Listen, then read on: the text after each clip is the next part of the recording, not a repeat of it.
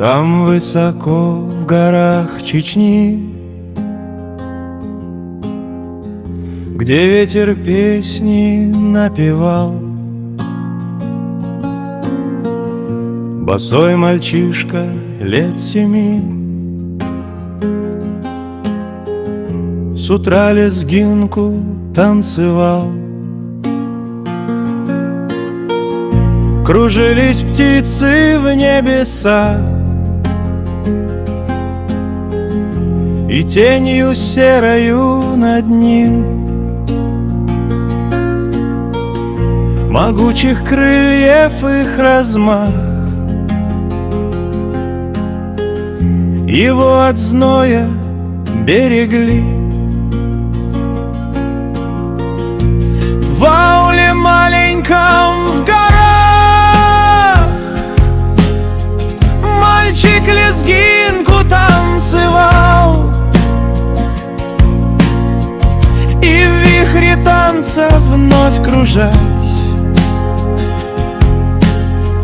он никого не замечал. Любил мальчишка танец свой и никогда не уставал, и чистой детскою душою всем настроение поднимал. Однажды так отец сказал: а сможешь ли, джигит лихой, ты до рассвета танцевать? Свершится чудо пред тобой. Но содрогнулась вдруг земля, и началась опять война. Ушел отец, остался сын, ведь у отца он был один. В ауле маленьком в горах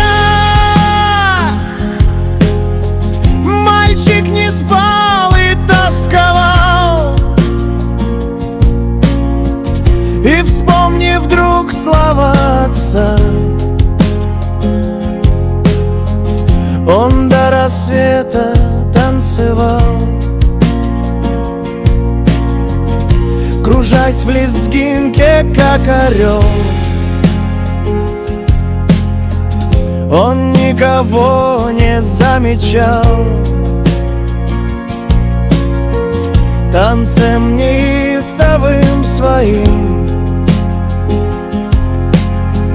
протест войне он объявлял. В ауле маленьком в горах мальчик остался без отца, терпение дал ему Аллах, чтоб был мужчиной до конца. Блестели детские глаза, катилась по щеке слеза. Мальчишка падал, вновь вставал, он до рассвета танцевал.